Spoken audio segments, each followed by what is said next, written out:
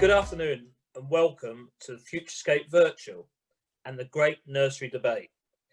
We have a great panel of nurserymen. We have Lewis Norman, Richard McKenna, Mark Straver, Robert Crowder and Steve McCurdy, who actually do really reflect the UK's landscaping nursery sector. They cover growing through to importing, they sell to the domestic market, they sell to the commercial market. So hopefully we've got a well-balanced panel today.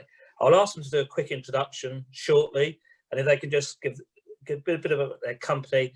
And I always feel like the best way to work out who you are is if you just describe maybe a typical client, so everyone gets an idea of where you sit. I know some of you will have different sectors, but just give a rough idea on it. It's been a really tough year, but the nursery sector has had a harder time than most, really, when you look at it with the Brexit. And this is actually pre-recorded, and as we speak, there is no trade deal. That could change by the time it goes live in a week's time. But at the moment, there is no deal on Brexit. They've also had the COVID that's affected us all, things like the plant health and the plant passports. So all these different things, as well as maybe the RHS Chelsea Flower Show or the RHS shows, Kathleen, has really had a big impact on the nursery sector. As well as that, they've got to carry on their day-to-day business and running their business as they normally would. So if I could just start with maybe Richard, if you just introduce yourself and just give a little bit of details about the company and your clients. Hello, I'm Richard McKenna. I'm the Managing Director of Provender Nurseries. We are a supplier of plants and sundries, mainly in the home counties. Our clients are from small one-man bands, students learning, all the way up to mid-sized companies. We run a cash and carry, an online ordering and a quoting service, and we just love selling plants. Excellent. So Mark, if you come to you next, please. Hello, morning. My name's Mark Straver, and along with Robin Wallace, we set up the Hortus Loci about 2011 in October. What we aim to do is really, we're a perennial now. We grow perennials, but our main job is to be a one-stop shop for landscape architects. So we try and put together a whole list rather than just saying we just supply the perennials, you have to go elsewhere for the rest. We try and provide trees, hedging and perennials for orders. We also have a retail side of the business, which is going jolly well and expanding well, and a planting service as well, more recently for what we sell. And in a nutshell, that's really what we are. We've got 17 acres here in Hook in Hampshire, and one-stop shop is what we aim to do. That's our proper job. Lovely. Okay, Robert. Good afternoon, Jim. Thank you. Good afternoon, everybody else. So I'm Robert Crowder from Crowder's Nurseries. We're based in Lincolnshire. I'm the 7th generation of a long-standing family business established in 1798. So we grow trees, shrubs, perennials, seedlings and hedging plants on 250 acres of nurseries. And we supply all sorts of different sectors, but we focus mainly on the commercial landscape sector in the UK, supplying throughout the UK, including the islands and Channel Islands. And yeah, that's it really. Our typical clients are mid-range to the largest landscape contractors in the UK, working on commercial sites, civil engineering projects, housing, infrastructure. Yeah, thank you. Good, thanks. Lewis? Hi, I'm Lewis Normand. I'm the sales manager for Bernard's Nurseries, which is a family-owned business based in Rugby, Warwickshire. We deliver throughout the UK and produce primarily herbaceous perennials now, but we have a history and we still do produce field-grown trees, hedging, shrubs. Like Robin and Mark, we produce full list supply. So we have a range of garden designers, landscapers and contractors from across the UK who provide us with lists, and we try and use our own UK grown stock primarily, but where we can't, we will look to source from elsewhere to minimize the number of deliveries and make their lives easier. Our customers range from one-man bands up to large companies and also councils, private estates, but primarily we focus on garden designers where we do a lot of contract growing for show gardens. Excellent. And finally, Steve. I'm Steve McCurdy, I'm Managing Director of Majestic Trees. We've been in business for almost over 18 years now. We grow trees in air pots from 35-litre hedging up to 4,500, 5,000 litre on the very high end, big end, I should say. We sell to a lot of one-man operations as well as larger landscape companies, estates, etc. as well. And we offer full nationwide delivery service. We can offload, place and deliver to tree pit, we call it, so you don't have to worry about how you get those trees off the truck. And we can even offer a planting service if you wish, and with a 1-year warranty if we plant it. We grow over 500 varieties of tree, and we're here ready to serve you with all the equipment you might need to do that as well. Thank you. Excellent. Well, thank you very much, panelists, and thank you for taking the time and effort to join us today. So this part of it is pre-recorded, but there is a facility for the viewers to send questions. If you can do that, and at the end, we're all going to be live, so we can take the questions from you there. So I'm going to just start really and just talk about like Brexit and how, I guess, the overall side of it is how it's going to affect the landscapers and designers. What you have to do or what you will have to do, what the changes are. It's a difficult question to start with because we still don't know what the outcome is. But I guess if I was a betting man, I think they will find a deal. But at the moment, as we speak, there isn't a deal. So let's start with, I don't know, let's start with you, Steve, then on how will Brexit, if there is a no deal, affect your end users, your clients? Well, I mean, there's some nurseries across Europe that have been selling to outside Europe ever since the European Union started. So they know how to ship to us. So that's not a problem. There's some smaller guys that are not quite so savvy, not so good at paperwork administration. They're the ones that are fearing it.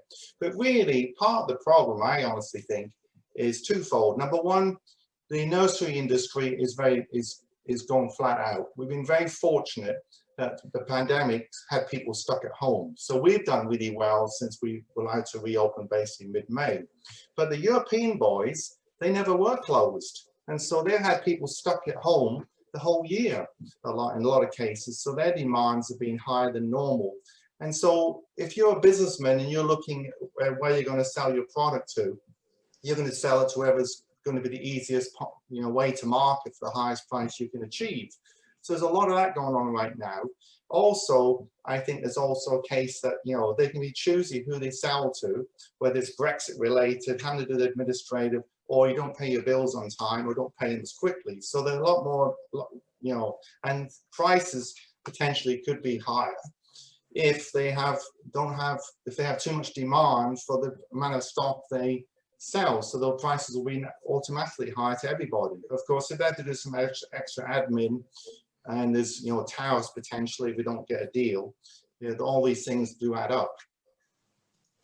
So Richard, do you feel there will be a shift in price and maybe a delay in what people will get and how quick they get stuff? There's change coming whether we like it or not. If there is a deal done, that would be fantastic, but the phytosanitary rules will still happen. And the Brexit will be an inconvenience on paperwork and possibly a cost, but the real cost will be on the phytosanitary compliance, in my view. I agree with Steve in the sense that there is a European shortage of plants. I've never seen it in the 25 years of buying. There is plants just not in supply for the year ahead. The market across Europe is so strong. A lot of plants will be in short supply come next spring. We only have a 5-6 month growing season, and if our crop sells out, we can't just magically create new plants for the following season. There is change. How it's going to affect people, I don't think we really know the outcome yet, but the one thing I would suggest is that we are very used to clicking our fingers and plants arriving and plants being there. I think much more planning will need to go into plant procurement, plant sourcing, and timelines. I think the idea of just getting plants tomorrow will have to change. I think that's probably the biggest knock-on effect of Brexit. And Mark, so what do you think? And also, is the emphasis going to be on you, or is it going to be on the landscape and the designers? Where do you think the pressure points are going to be? The emphasis will definitely be on the nurseries. I mean, everyone was looking at us to say, what are you doing about it? What's going to happen? But I agree completely with Steve and Richard. So far, I think everything is going okay with what we know so far. Everything is in place.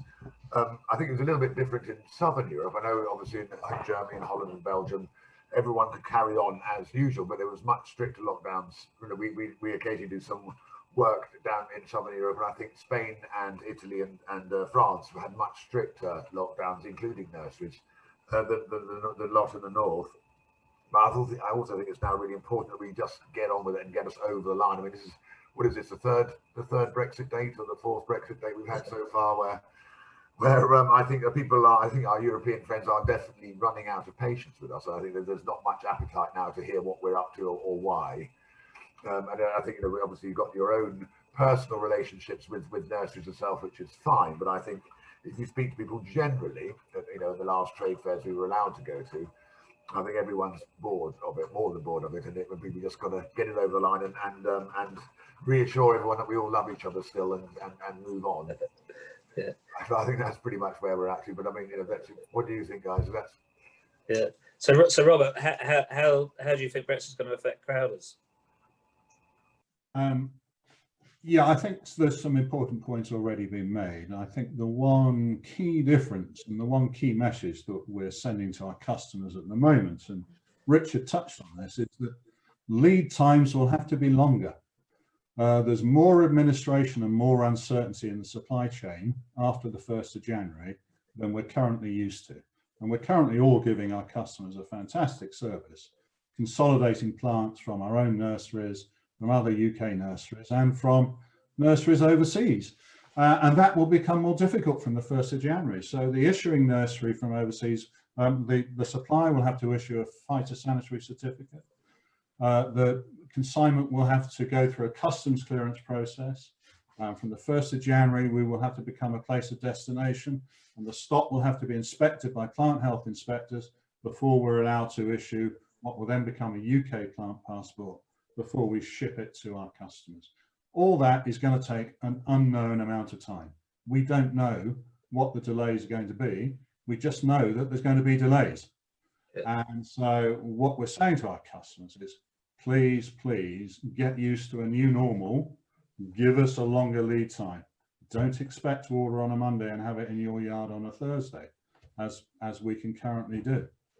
And that's the big message. Yes, we can talk about costs and plant prices, but as other panel members have already suggested, actually plant prices are more influenced by supply and demand, and there can be big swings in prices.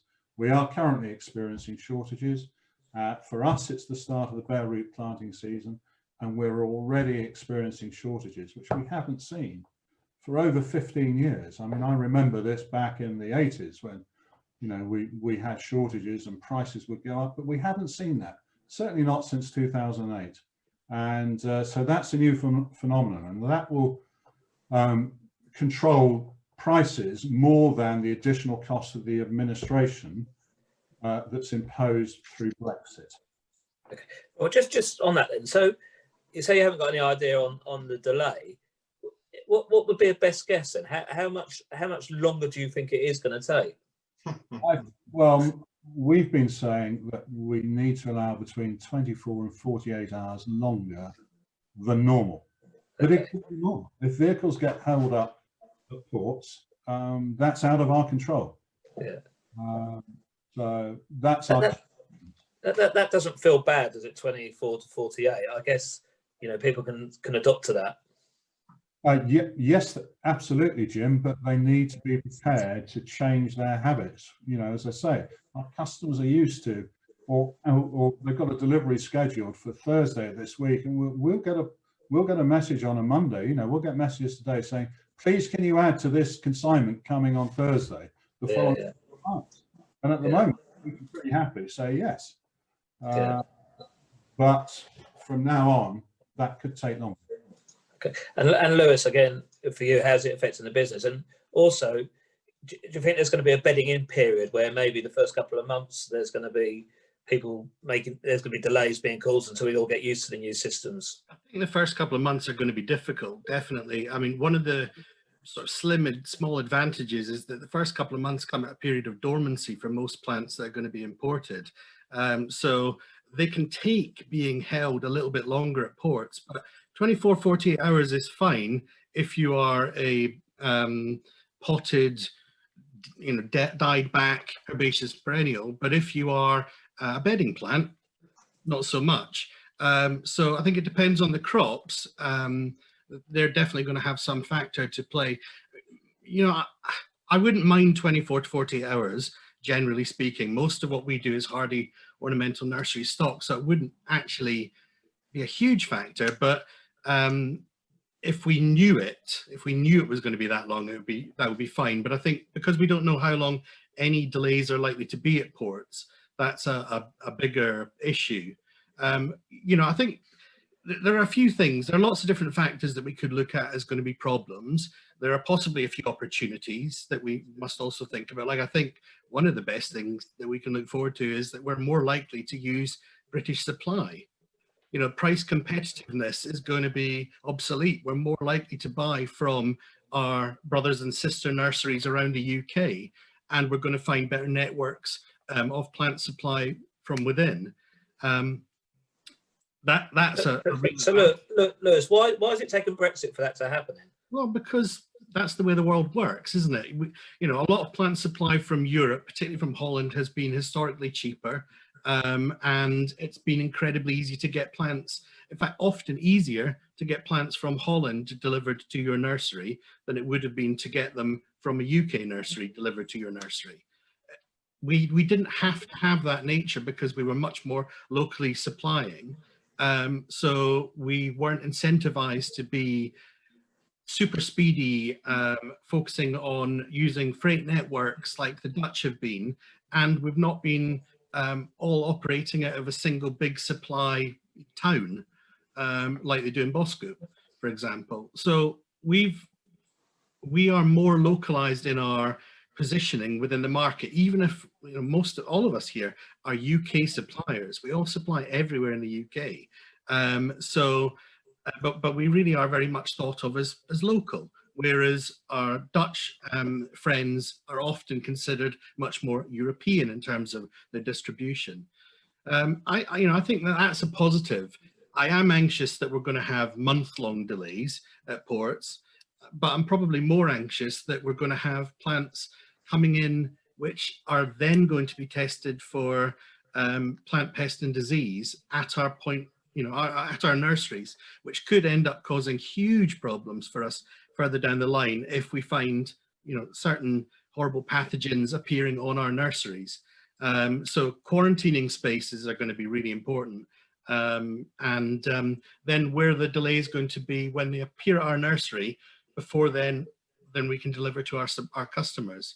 If that's going to be a week or two before plant health can inspect, then that, the potential is that we're rolling on for weeks and weeks. Yeah. So I think, it's still very much up in the air. We don't really know. Yeah.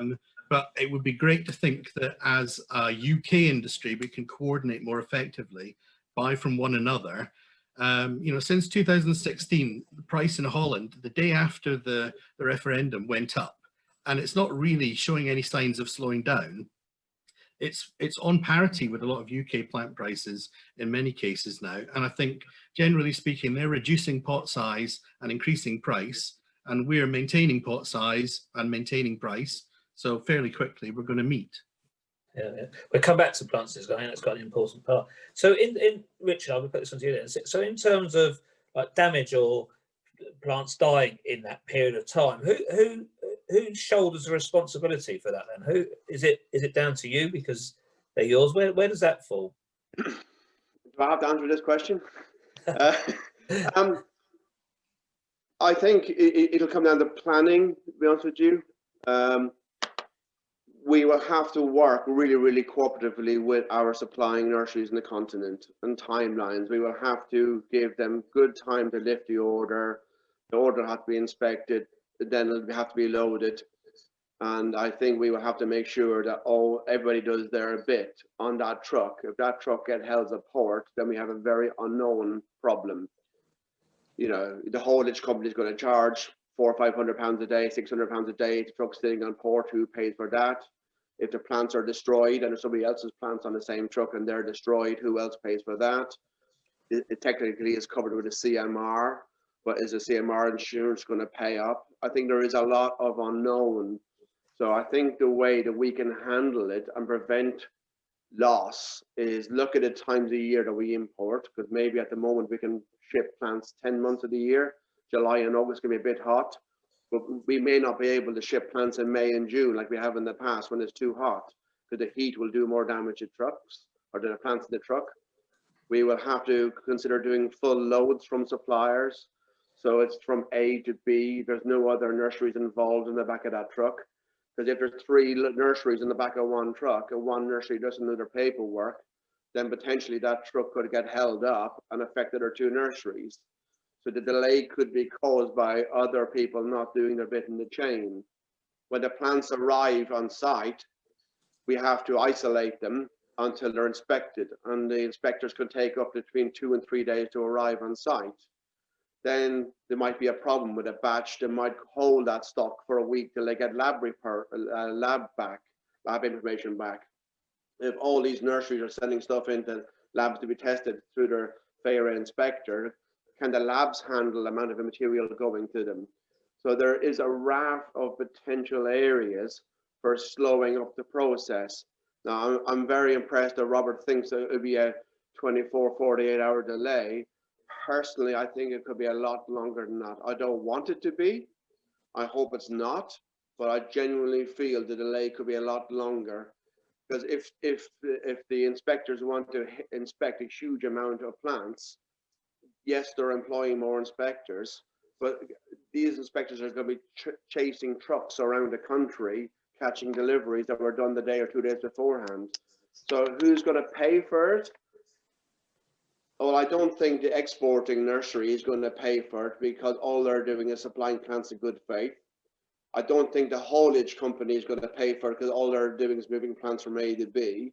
I think the people who are going to pay for it is either us, the nursery, when it goes wrong, and we're going to have to add some of that cost onto the price that we sell to our valued customers. Yeah. So Mark, are you getting questions from customers at the moment about things like delays or price increases? Do the landscapers and designers and architects understand that might happen to them? Not at the moment. Basically, everyone's still waiting. As you quite right said at the beginning, questions about what exactly. We still don't exactly know where we are or where we stand. We are getting the inevitable sort of rushing it forward a little bit, where people are trying to move stuff forward to us. Where they're trying to hurry orders along. So anything that might have happened in December or January or February has been moved to November, as has happened in the last 2 times now. So we're just waiting. Everyone is, we're waiting to say exactly where all those things we've got flagged up and all those things that we try and do our best to avoid at all costs, but we don't exactly know. We still don't know what's happening. But so far, on the upside, which is not always is kicking the can down the road a little bit, is that we know everything that was going to be in January, February has been moved forward. I think that's where we're at, really, probably. Okay.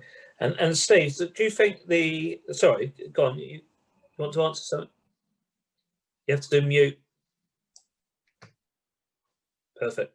No, I was just, if you're a cash and carry like Robert and Mark are more so, then you got more of a problem, because you're bringing stock constantly, and smaller, younger stock especially, whereas myself, I've got trucks rolling in this week full of trees. Okay, I got 4 or 5 Arctic loads this week coming in, and I'll have through Christmas I'll be bringing in loads of Arctic, sometimes 2 or 3 a day, full of trees. So I'm truthfully planning to stockpile plenty of trees that I can pot in January. I'm still going to be bringing trees over in January, but not as much as I normally would, because I think there will be some chaos at the ports initially. I mean, more than likely, the Dutch will make it happen very quickly, because the Dutch are into exporting, especially horticultural products, is a big, very important industry for them. But the French, for example, it's not such an important thing. As we know, a year ago, the French decided to use this you know, possible extra paperwork, you know, as an excuse to go have it go slow because they wanted more money. They said they needed more money for the stress and the strain and the workload of Brexit.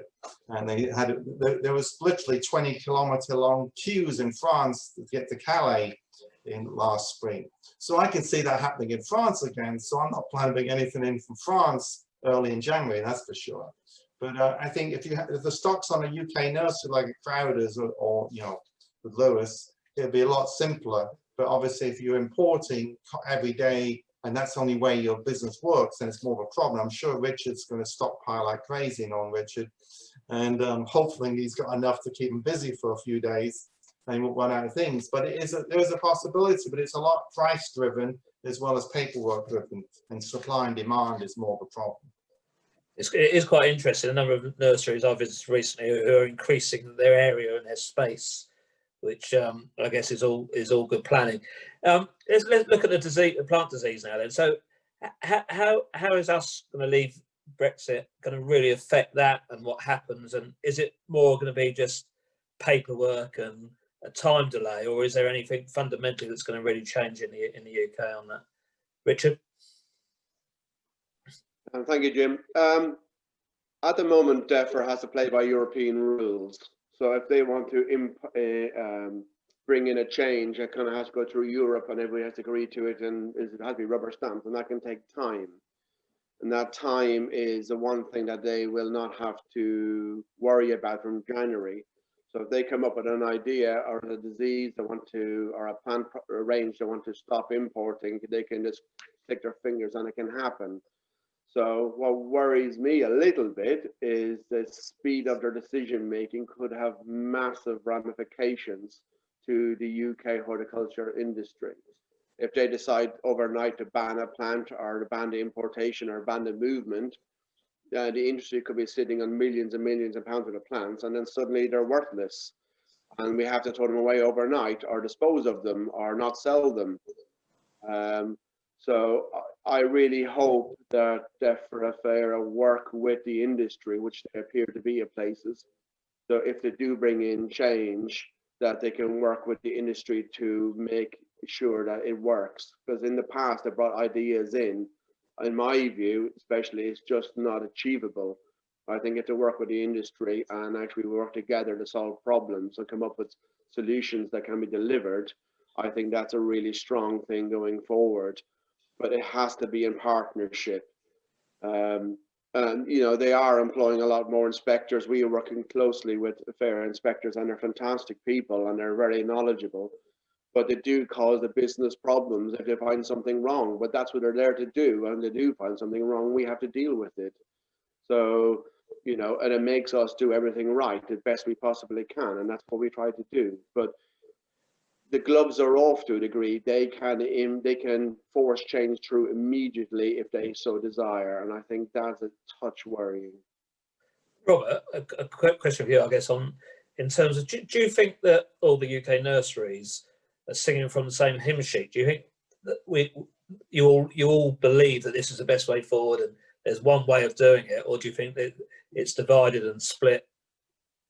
Well, all nurseries. Sorry, Richard. I'm sorry. That's okay. All nurseries will fight their corner. It's what we do. You know, if they have a vested interest in a stock line or how they do things, they will fight their corner. It's natural. We're here to run our businesses. I've got 60 staff wanting pay their wages every month, so I have to make decisions to make sure they get paid and the business is successful. So yes, the business will make a decision that's vested in it. But I am a horticulturist. I love horticulture. I love the nursery industry. There's some fantastic production in the UK, but the UK doesn't have a massive propagation sector, and we import millions and millions and millions of young plants from the continent on a yearly basis that are growing on in the UK and finished in the UK, and we sell them as English plants, but they start their journey anywhere around the equator or anywhere in Europe. So I think we need to be very careful that we don't throw the baby out with the bathwater about saying about UK grown, because other plants that are UK grown are imported from somewhere around the world when they're very young, even their seed from Beirut, whatever the case may be. yes, I think UK horticulture can grow an awful lot more. That's for sure. But it's what and how and what speed and at what price. And you know, if the prices drum up to 20-30%, will customer demand drop by 10 or 30%, and we're no better off. Like it's regretful that the propagation of growing plants, in my view, is not appreciated as much as it should be. Like nurseries spend years and years and years growing certain plants, hoping there's a market for it once it's 8 or 10 years old. You know, many other industries respond to market, you know, to make product available. We invest in a huge amount of time for a product that we hope we can sell. And I think the nurserymen of the UK and Europe are just brave soldiers, believing in plants, growing things that they may or may not sell. A plant only has a value if it's sold. If it's not sold, it's firewood. Of course, yeah. So, Robert, you then, do you think the UK industry is working together as one? I think we could always do better. Sorry. Yeah, no, I think we can I'm always. going to go to Robert on that one. Yeah, I think we can always do better. You know, we buy from a lot of UK growers, but we also buy a lot of plants from the continent simply because it's not grown in the UK. Yeah. So yes, we can grow more, but can we work better? I'm sure we can, but you know, there's going to have to be some changes. Lovely. Right, Robert, this time. Thank you, Jim. Yeah, are the UK nurseries working together? That's the question. I mean, I think there's such a diverse sector. So even those of us on this panel are very different business models. We've all got very different business models. And that's the thing about the UK nursery sector. One size does not fit all. And so I think each business has to develop its own strategy for dealing with the world post-Brexit and all the plant health issues. But you started this discussion talking about plant health and the impact on the nursery sector. And I think the important thing to realise is that post-Brexit, the UK will have control over its borders, not only for people, but for plants. And I think the UK Plant Health Agency are absolutely determined that they will use that authority that they will gain after the 1st of January to improve the plant health position within the United Kingdom. You know, we've had some terrible diseases like, you know, ash dieback, just to name one. In 2012, you know, we had to destroy 250,000 trees on our own nursery during that time. And so we really welcome tightening of the plant health regime. And as Richard has mentioned, the government are currently recruiting 100 new plant health inspectors. Now, one of my concerns is that the variability between the knowledge, experience, and the regime that those plant health inspectors will impose upon the businesses that they happen to visit. Now, you know, we're based in Lincolnshire. We've got a very good and very experienced plant health inspector. And she's been coming to see our nursery and working with us for well over 10 years. And so we've got huge respect, and she understands our business, and she's very good at what she does. But of this 100 new recruits, they can't all be as good as the ones that have got all that experience and knowledge. It's a very special industry. And so my worry is the variability in enacting the new plant health regulations and the new plant health regime across the country. There's going to be inequality. And I think the government have got to work really hard to bring equality into the plant health regime. Yeah. I guess a question for you then, Mark, on that. And I it's the point I was sort of trying to get to. If the five of you can't agree or have different versions of what you agree on, how are the government going to advise the inspectors, and how are they going to look at it, and where are they going to take their lead from? And you know, if the industry as one was working in exactly the same direction, surely that'd be a lot easier. But if there's different fragments, how is that going to be managed? Well, I think it would be much easier if we did all. I mean, to a certain degree, we're all members of the Biosecurity Alliance, aren't we? Are we all of that one? I mean, what came out of that those talks that we first went to, what seemed to be the best way forward, or the most useful way forward, because there's no conclusions yet, was this so-called traffic light system of health, with a red light, green light, and yellow light in the middle. And you know, as we all said, we're all horticulturists. We all love plants, so it's up to us as horticulturists and supplying the range. We choose the range that we stock, and we know what the risks are, or the potential risks. I know they change all the time. So as horticulturists, you know, it is, you know, why would you import Sicilian olives or you know, rosemary from northern Italy? What came out of our meeting last time, or the last two meetings, is that we'd all long since stopped importing anything that was risky, long before it became law.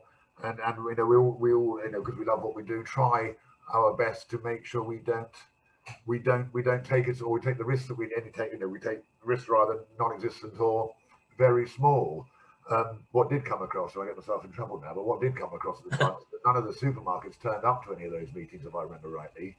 And when you go to any of the supermarkets, which we all know, there out of the front is 50 trays of northern Italian rosemary or olives, and you think, these guys, you know, we've stopped doing that 2 or 3 years ago at least, and then these guys carried on. So I think it is also, I'm not wanting to shift blame at all, but I think it's, you know, as responsible horticulturists, I mean, all the buyers, I'm sure, are also horticulturists, and I think there needs to be a more comprehensive way of us all agreeing as to what we should be saying. But my first point is that all of us all seem to have the same opinion, that why take any risks we don't need to? We know what the problems are, we know what the risks are. So, you know, and we all, as a nurseries, we all long since stopped taking any risks. And I think it just needs to be, the big boys need to join in and not say, well, we sell, you know, 5 million quid worth of these, so we're not going to stop selling them. We all did, to a degree. Okay. You cut out this. Steve, have you got anything to add on that? Yeah, I mean, I understand where Rich is coming from, because obviously, if you're a cash and carry, getting stock on a regular basis is incredibly important. But like Robert says, we've had so many pests and diseases arrived in the UK in the last 15 years. And, you know, we still talk about ash, you know, dieback, and how many years ago was that? And before that was, you know, elms, of course. But in the last 10 years, we've had one after the other. And we still haven't got the big fears, Ayala, which could really destroy our industry. So I think, properly managed, I think this is a huge opportunity for UK grown products.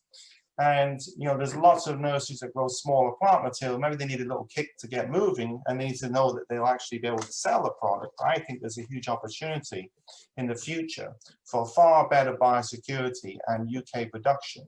The big problem I see from my is when they decide to actually ban us from shipping.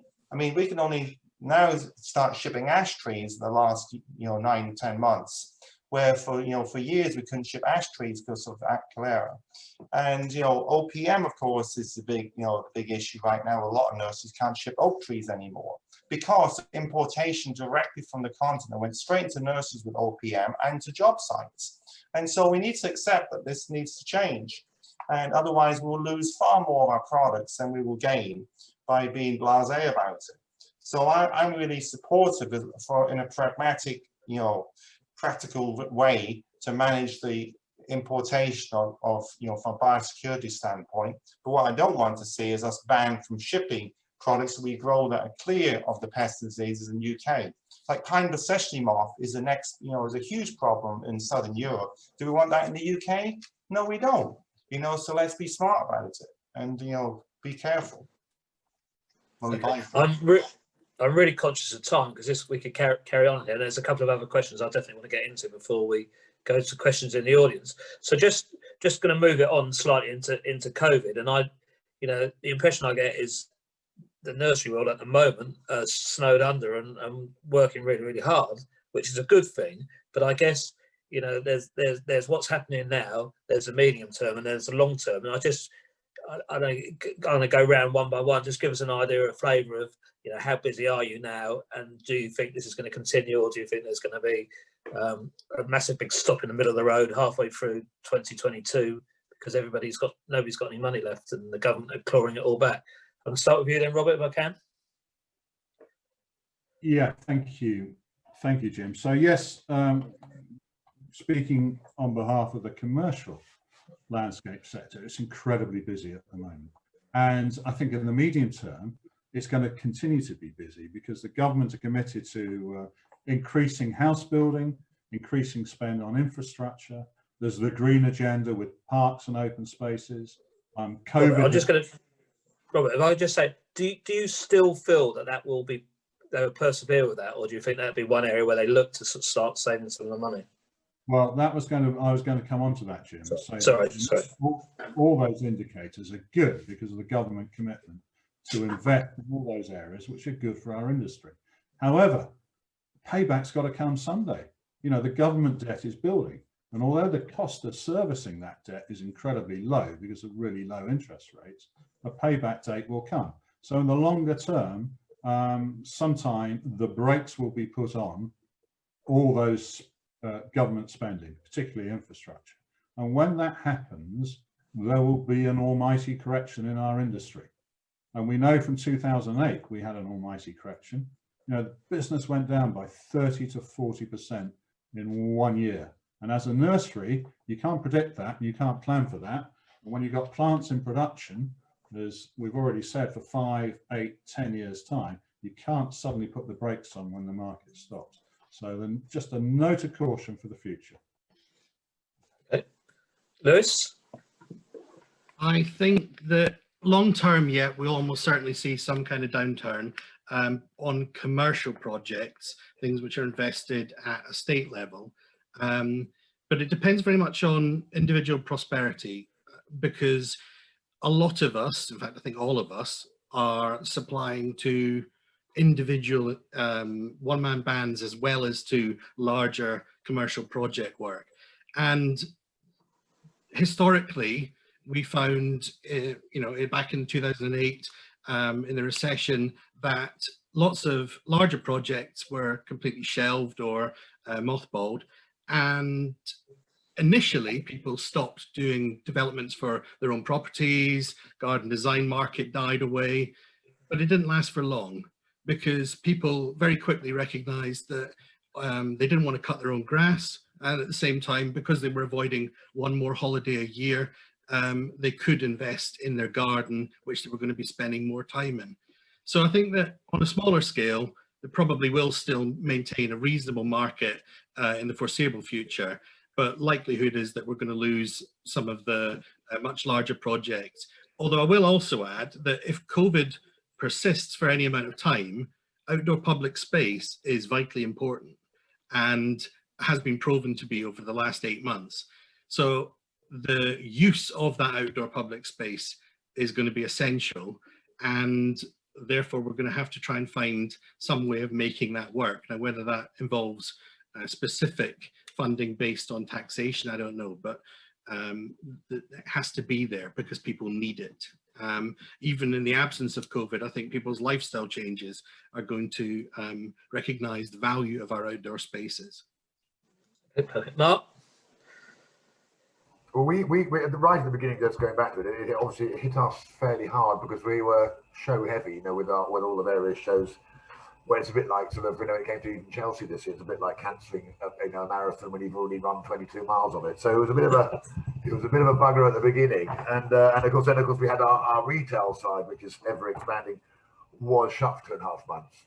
So it was, you know, I think I probably spent the first 2 months of it cancelling. I think about 43 show gardens or events or anything else we had, and all of them, as we all know, were in various sort of states of readiness. So it was a pain. But as one thing I was, and of course at the time, of course, very unsure of, if we've always had on the retail side, if you have a terrible spring weather-wise, and then everything, and then you're allowed, you know, June if something gets better, that trade has gone, and you're not going to get it back. So we were all, you know, very, very lucky and very pleasantly surprised to see it did all come back. So we spent the year clawing back what we lost in retail, trying to, and steering away as much as we can from shows and events next year.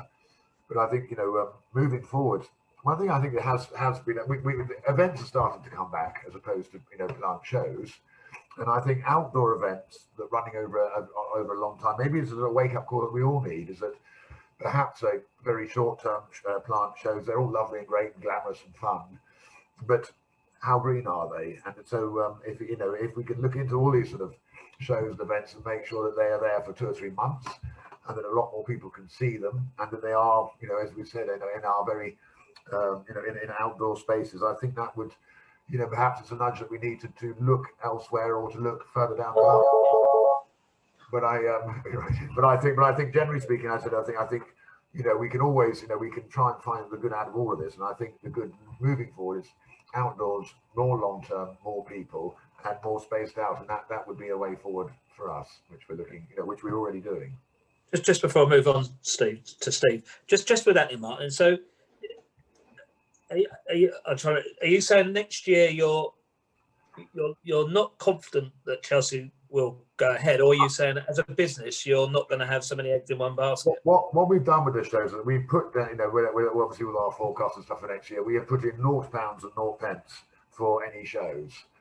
So if anything does go ahead, it's a bonus. But I do think it's really important. I think it's really important for everyone's mental health and everything else that these shows do go ahead in some form or other. I think, you know, people need some happiness and they need some you know, when the Chelsea, as you know, any flower show, all you're really trying to do is put some smiles on people's faces. And I think it's really, really important, especially after a long and miserable winter, to make sure that happens. So what we've found, and I don't know what the other guys have found, is that all the sponsors for the shows, quite right, have gone or disappeared, or they're not going to commit to anything now at all. I mean, by now, normally with Chelsea, for instance, we'd have had a 50% deposit for growing everything.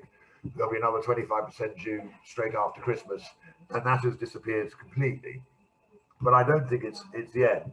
I just think I think it's just the fact that people, quite rightly, after losing a certain amount of money this year for all the shows, where they, you know, are not prepared to do that yet. So I suspect what will happen, and I really hope it does, and we will be there to help in any which way we can, is that the sponsors, once it gets to March, April, and see what happens in this winter, and this horrible second wave might have calmed down a little bit or start to disappear, that it's worth taking a risk then. So I think on a select and deliver basis, we could, like all of us, we could always put together 20, you know, full-size Chelsea, main avenue gardens tomorrow, providing that you know, one of the key aspects, as we know, for Chelsea is that your list, which you come up a year before with, or 2 years before if you're Grocers, you can oh sorry, that's it, and that you can you know, that list has to be in the garden in May. Now, of course, that's all for contract growing. So if the sponsors aren't there to pay, there's going to be no contract growing. So providing the lists that are actually available, it still obviously has to be right plant, right place, but it's not a list that was there. We can't suddenly magic stuff out of thin air into show size, you know, into show size and quality in March, but we certainly could, as we did with the Radio 2 gardens at Chelsea. Was it 2 years ago, where we had 5 or 6 weeks notice to put those together. They weren't judged. There was no plant list, there was no contract grow. But a lot of people on this, you know, on that year were saying that as far as they were concerned, they were some of the nicest gardens on the site. Yeah. So we know it's all possible. We'll all do our best to make sure it all does happen, and we will. And that's really where we're at. Okay, Steve. Then we come to you on COVID in short term, long term. Getting back to the beginning, I mean, on March 23rd at 3 o'clock in the morning, I decided that whatever I did, I wasn't going to furlough any production or logistics staff. I felt the nursery was critical for the future. If I was to start furloughing those type of staff, but the quality, the potting, the pruning, all these things would not be the same. So I decided I was not going to cut any corners there. And so the nursery, when we were allowed to reopen, looked great. But of course, I burned through £600,000 worth of cash in 10 weeks. So it was a little uncomfortable, paying all my supplies and wages, etc. But fortunately, we were very lucky. The season came back. I mean, believe it or not, I think I'll actually be up this year, because the summer and the autumn so far has been so exceptionally good. But we're now in a quasi lockdown right now. Who knows where COVID's going to take us? We cannot say for sure what the government's going to do. I mean, it's just so out of our control. Usually, running a business normally, you have certain, you know, things that are variable that you can't really control. But when it gets down to you controlling 95% of what can go wrong, well, this time, I mean, we don't hardly control any of what can go wrong. And so I really think that we got to be careful and wise And we've got to think for the future, because cash is king. There's no question about it. I mean, I had one customer come to see me right after we opened and asked him how he'd done. He said he burnt through 100 million in 10 weeks. Now, unfortunately, I don't have 100 million in the bank, so I'm not in that type of position. But, you know, I think we need to be smart. And he told me that the 2008-9 crisis, he had too much money he owed to the banks, and he swore he was never, ever going to do that again. Now, he's a big industrialist that you all know, but it just, you know, I think we need to be smart businessmen too, how we run our businesses going forward. Okay, Richard, I guess the 100 million he's talking about you then, is he? No, £100 maybe. Yeah, I think it's a very interesting planning for a business at the moment. We just don't know the future trajectory of COVID. You know, we're on round 2 at the moment of lockdown, or whatever you want to call it. I don't think lockdown is a good name for it. It's just restrictions. There could be 3, 4, 5. We just don't know. So this is something we're going to have to live with. There's a fundamental change to our lives, whether it be long term or short term. We just can't ascertain where it's going to take us. But the one thing we do know, for now, is that people are not allowed to travel or don't want to travel, so they're going to stay at home. If you live in a 1-bedroom flat and a high rise, or you have a small garden, or you have a large garden, whatever you have, that access to green living, whether you grow herbs or grow a garden or some fruit trees, whatever you do, that has become incredibly important to people. And I think the future, be it the next year, 2 or 3 years, is actually very, very good, along as we capitalize on this as an industry, because we do have solutions. We can offer people a get out somewhere to, be it a local park.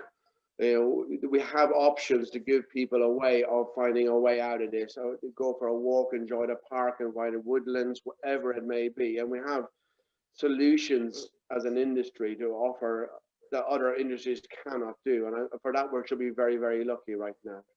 Okay.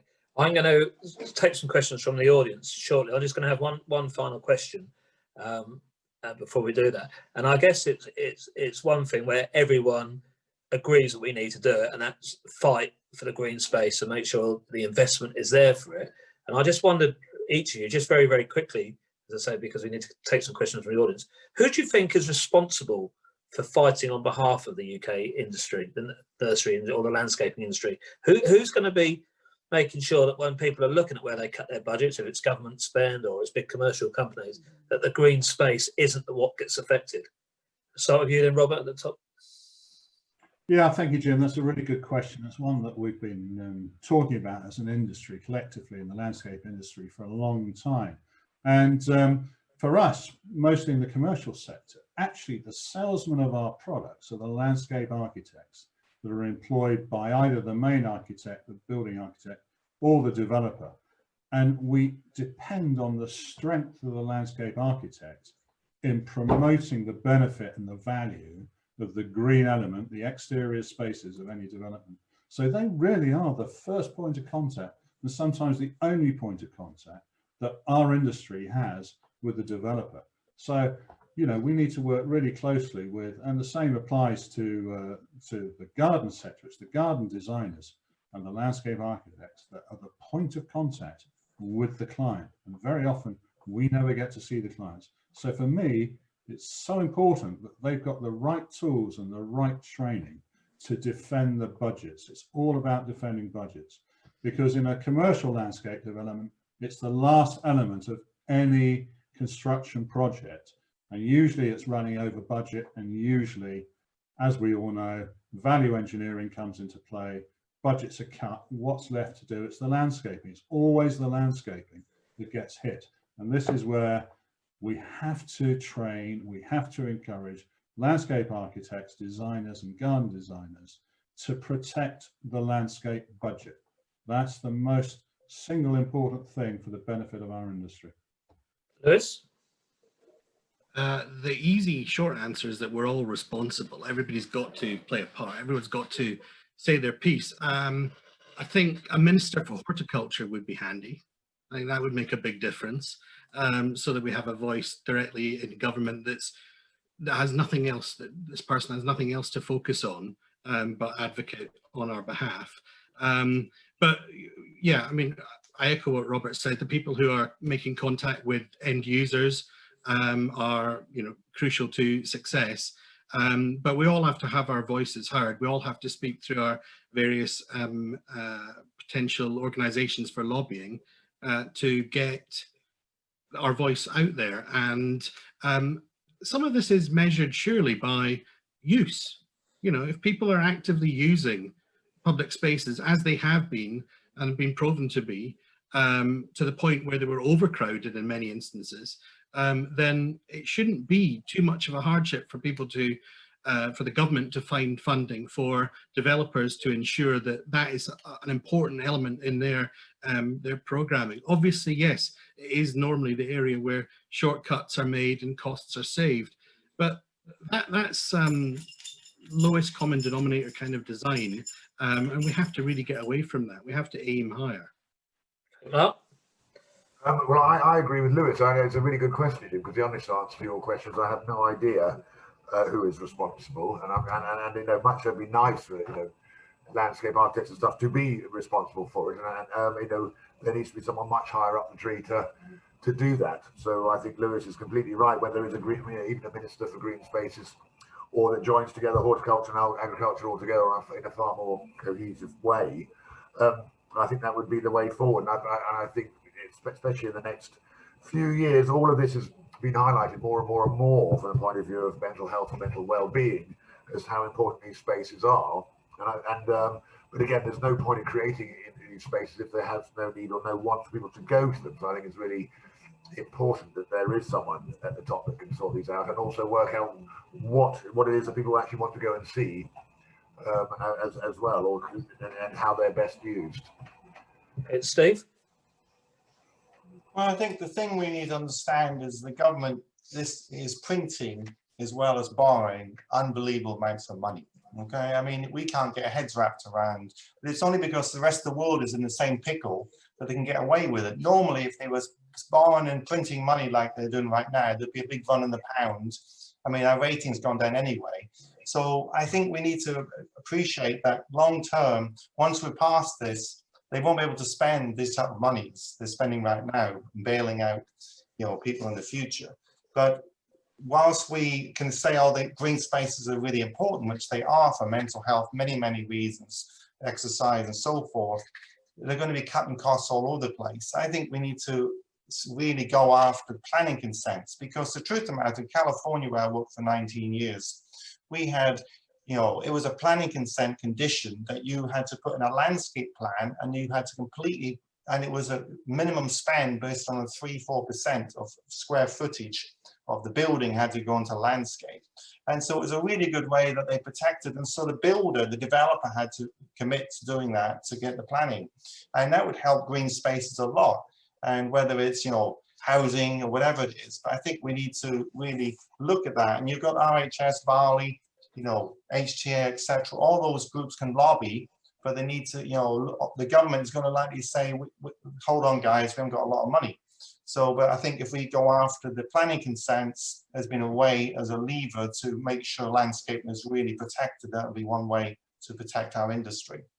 Perfect. Richard?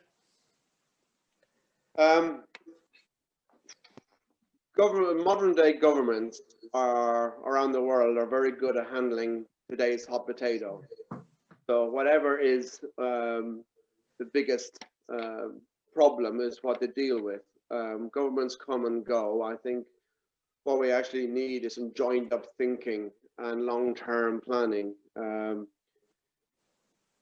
has to be a strategy for planting, which they have at the moment for planting millions of trees, but where and how and where the tree's going to come from, who's going to pay for them. The government's very, very good at coming out with great ideas, but the devil's in the detail.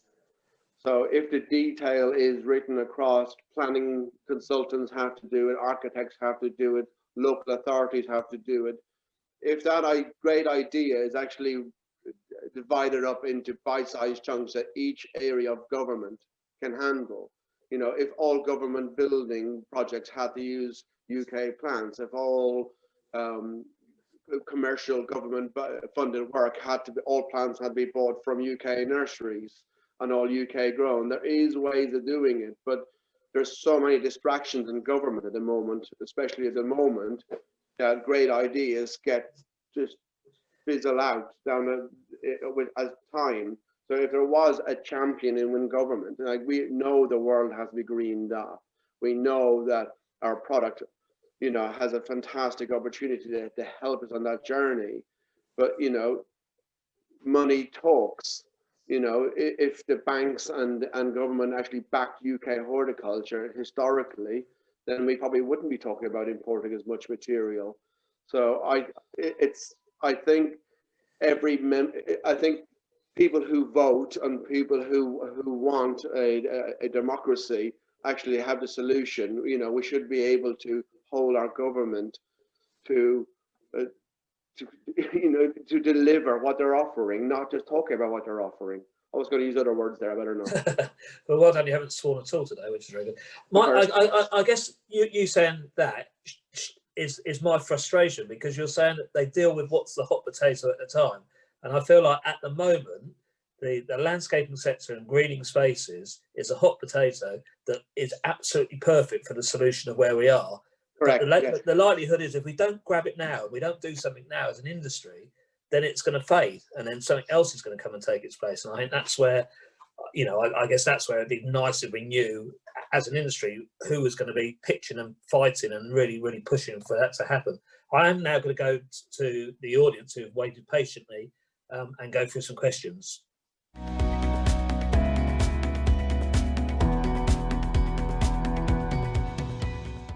Good afternoon, everyone. First of all, I'm going to have to do a big apology, because I think some people, a few could see me and hear the other people's voices. There's two different things running at the same time. And I, being a tech wizard, pressed both of them at the same time, and I should have only set the video one to start with. So it did ruin anyone's viewing. I do apologise. Of course, you can come back and watch it all again via the website later on. That's one bit. Another good bit, this is a bit of good news and an amazing news, really. FutureScape Virtual has been on Radio 2 this afternoon. So thank you for everyone participating. And somehow it's got out there that we're doing it. So really, really good. Now back to the main debate. So good afternoon again, gents, and thank you very much for your input earlier in the week. I've got a couple of questions. One that's come through, and it's quite an important one. So in terms of pricing, are you roughly charging the same as you were 20 years ago for the same product? So we start with Robert. Yeah, hello, Jim. That's a really good question. In fact, it's one of the problems of the industry. Prices have so we were all, you know, very, very lucky. So I've got a bit of drawing back what we've got through from someone else, actually. And steering away. I can hear Mark in the background. Yeah. Video recording on it. Just bear with me 1 second. I think it's Steve must be still playing. No. And I think outdoor events are running over. Jamie, yeah, someone's still playing on here. He said it's not. Steve said it's not. When we all mute, then you know if it's coming from us. We all mute. So we've muted you, Steve, and it's disappeared, the noise. So let's start. Sorry, Robert. I'll unmute you, Steve, when it comes to you. Yeah, so going back to your question, Jim, have prices stagnated for the last 20 years, I think is what the question that was put forward. And in fact, that has been the case. We've been selling our plants for the same price for far too long. And as a consequence, the return on investment in the nursery sector has been extremely low. Bearing in mind the risk that we take and the money that we've got invested in stock, you know, it's millions of pounds in our nursery. And we have a great leap of faith in investing in stock to sell it in 5, 6, 8, 10 years time. And but that's the business we're in, and so we're familiar with those risks. I think what is happening now is we're seeing the balance of supply and demand change, and this season in particular, the last 2 months for us have been quite incredible. Demand that we've never seen before. We're already seeing shortages in the marketplace.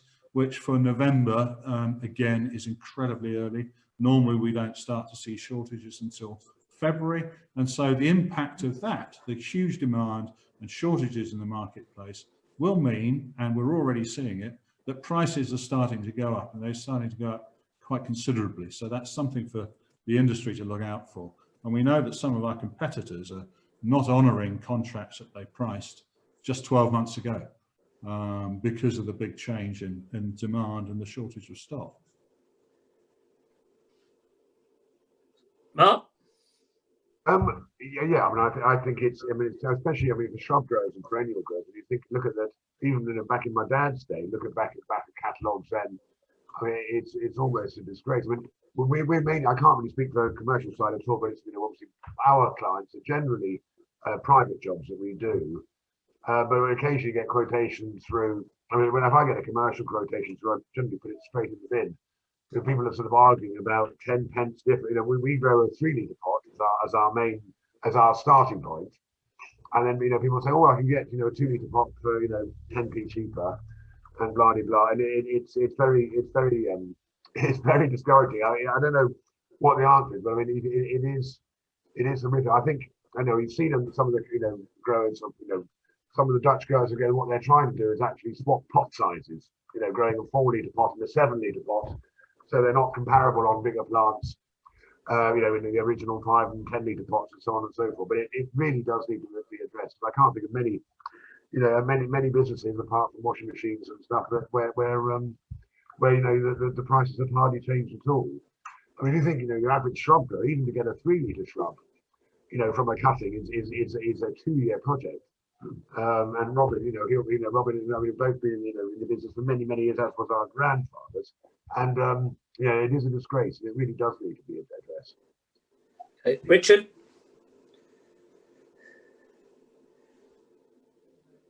Come off mute, please, Richard.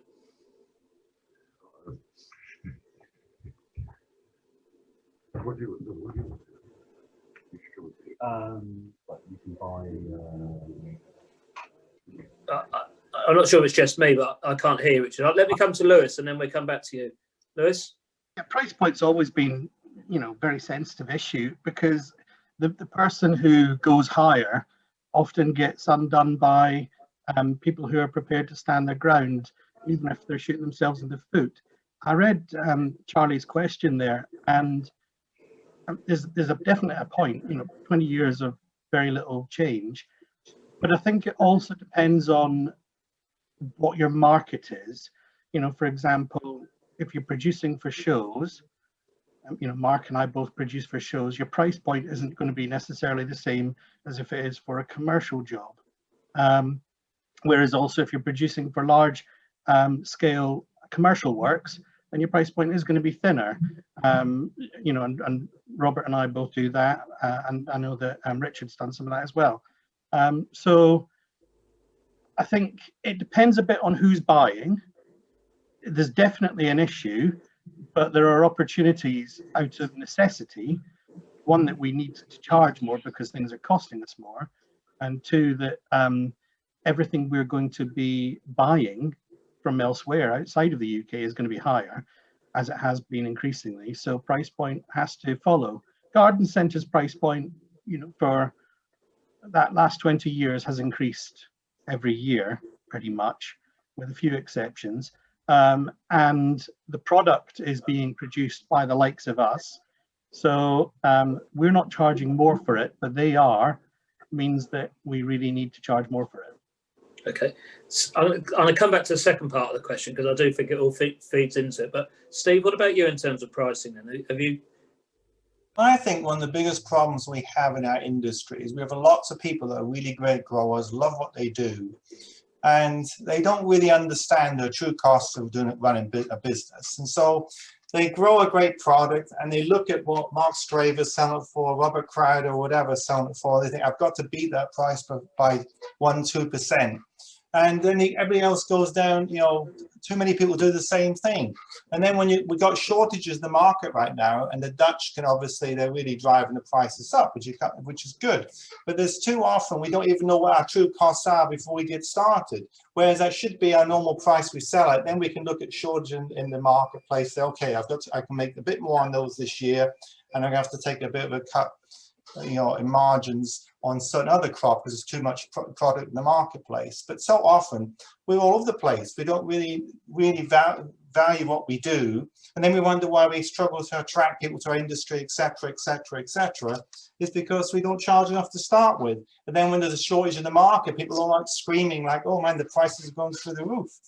And you know, instead of saying, "Well, that's really good value stuff," actually, when you really get down to it. I mean, if you look at, you know, there's certain things in every industry, I mean, in horticulture. I mean, spathiphyllums, for example, a 6-inch spathiphyllum is the same price now as it was 20 years ago.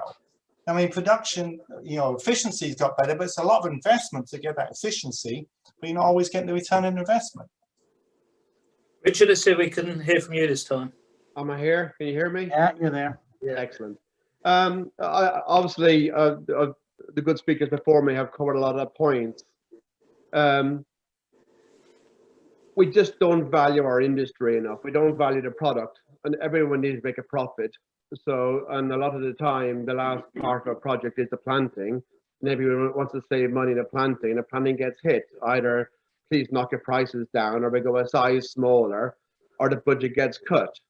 You know, so we are seen as the money making or the profitability a lot of times in the plants. But I totally agree with all the other people saying that, you know, there needs to be a profit made, and we have to invest and attract good staff and maintain good staff and to do the job properly. And to invest in a nursery to grow plants, you're investing in people, you're investing in product, and you're investing in time. And those three elements take finance to do. So time, you're buying time, and you're buying good plants, and you're buying expertise. And just finishing off on that Charlie's one, and just a quick round the panel on this then. So basically, reading into the question there is that the fact that the plant prices haven't changed has a detrimental effect on the salaries that we're able to pay in here, which then has a detrimental effect on encouraging people into the industry. Do you see that as a cycle that's happening? And I guess, do you think we'll ever come out of that? I can start with you, Robert.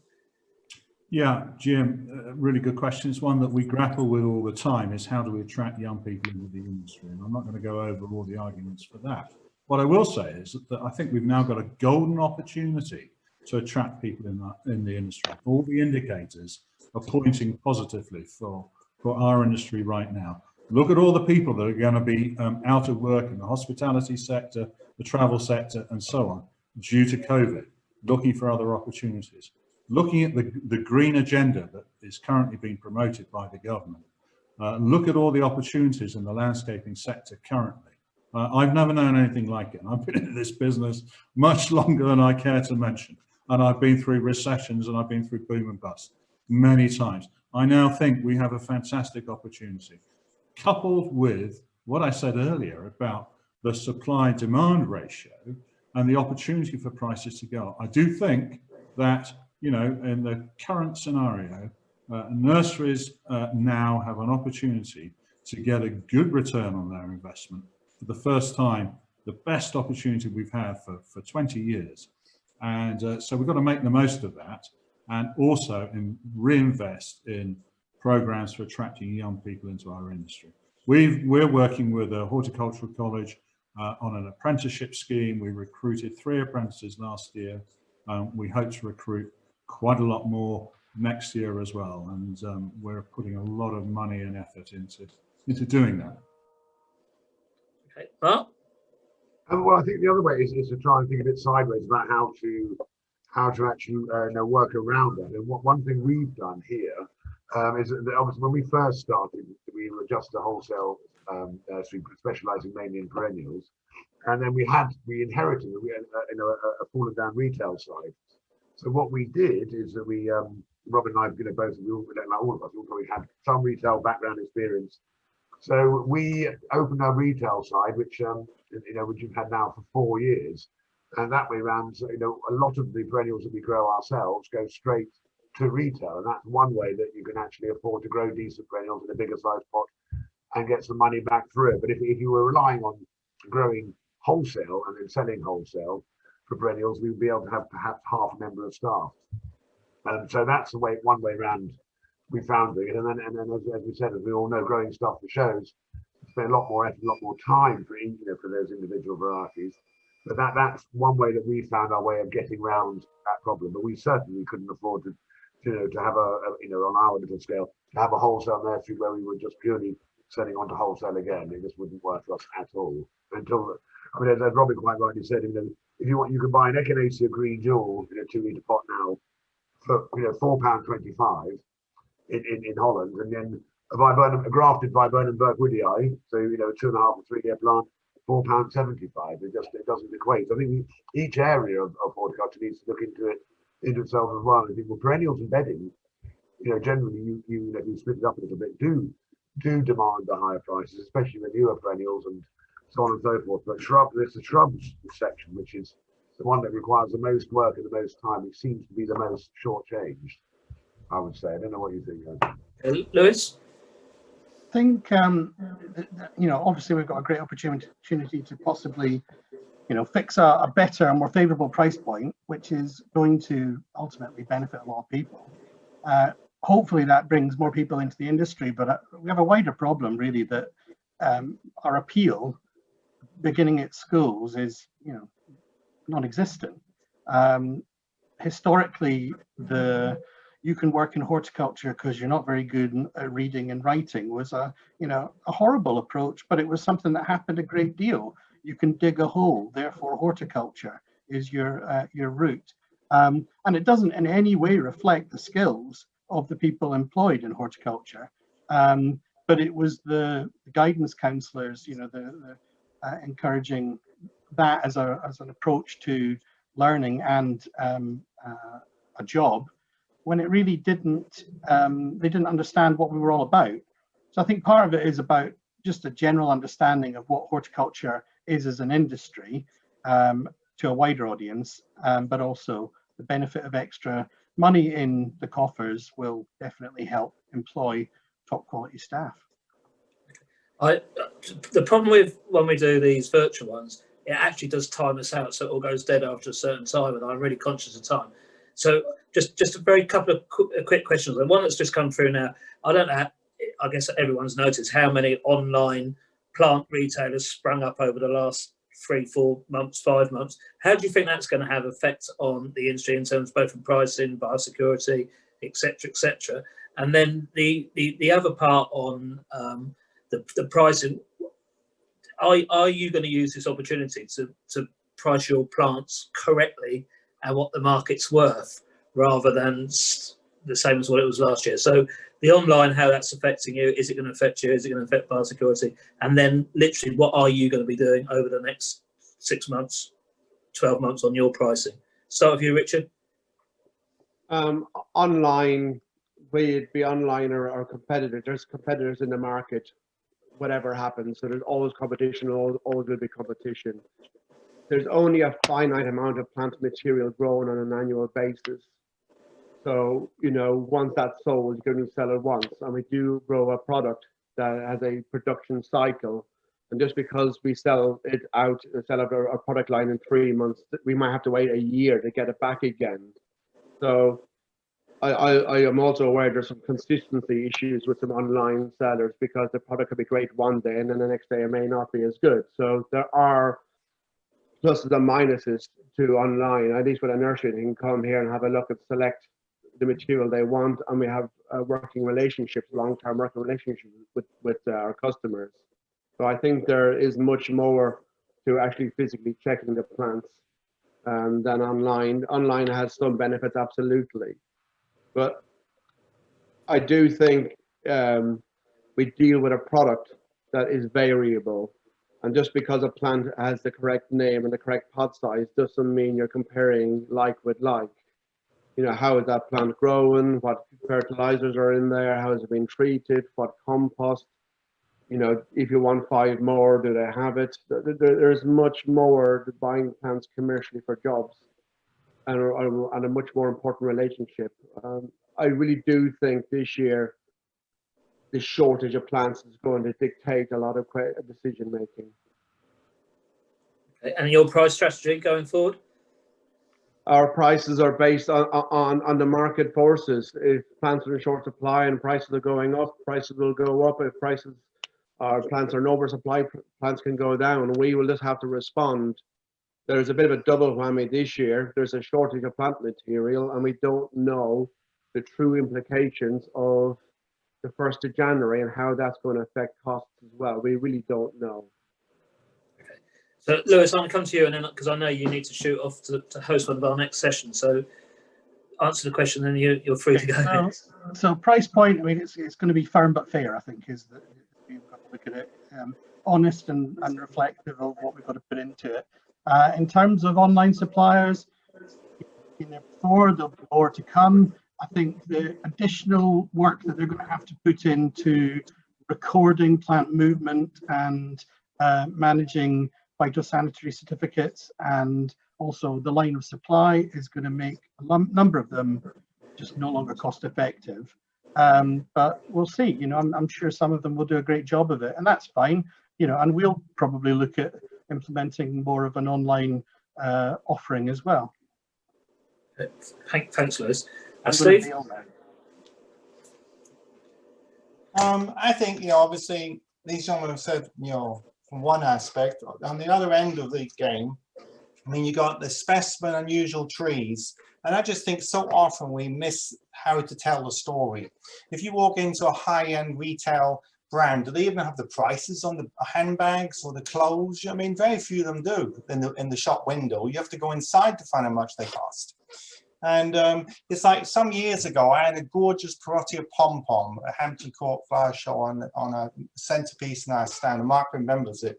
And it wasn't Mark, so he's not going to get the blame for this, but a very eminent nurseryman in our industry, one of the grandfathers of our industry. Okay, he came on my stand. He says to me, Steve, how much is that Parotia pom-pom? I said it was about $9.5 grand trade and about 13 for retail. He says, no one would ever spend that much money on one tree. I said, sure they would. He says, no, they would not. I said, this tree is 38 years old. I said, this nurseryman, when he was 16, his father gave him 1,000 Parotia persicas and a field and said, I want you to show me what you can do, son, with Parotia persica. And he grew pom-poms, beehives, cubes, you name it, on this field. And he's 52 now when I told him this story. And I said, here he is all these years later.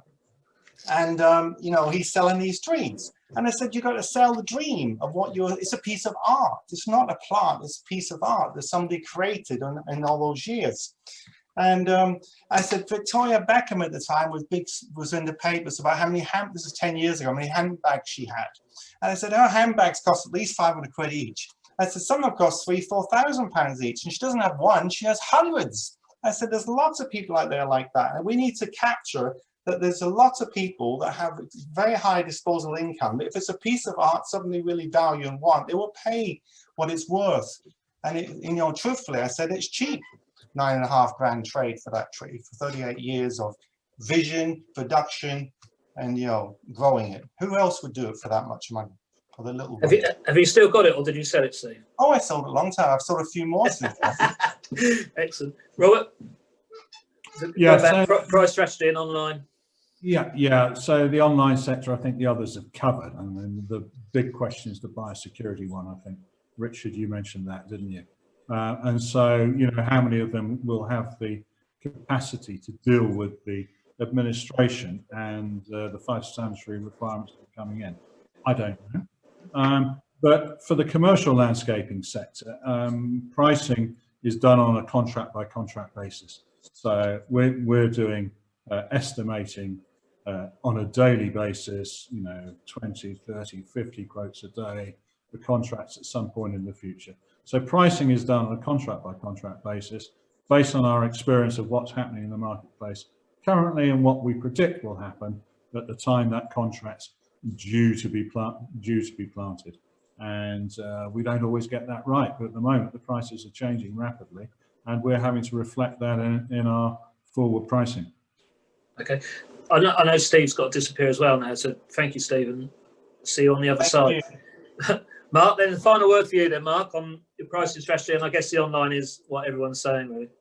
Yeah, I mean, I think having spent, as you know, I spent 12 years at Crocus.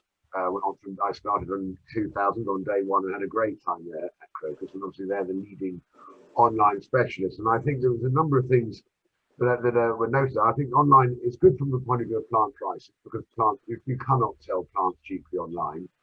But if you think, in effect, you've got a free, if you've got your own retail outlet, you've got a free car park, you've got free delivery, because people are coming and collecting their plants. But when you look online, these plants are going to be picked, they've got to be packed, they've got to be sent off, they've got to be replaced if they die. They've got to get all the problems you get with sticking lorries and, over the weekend and all that hoo-ha. So the upside is that the prices of online plants are very fair.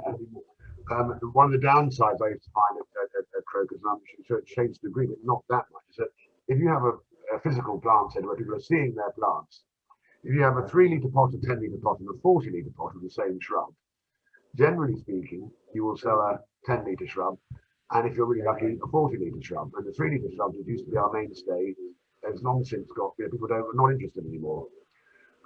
Whereas if you're online, the biggest you'll probably sell is a 3-litre shrub. It's very, very difficult to sell anything big. And I think if people want to take a little risk, and you're spending 15 or whatever quid on a 3-litre, that's a risk enough.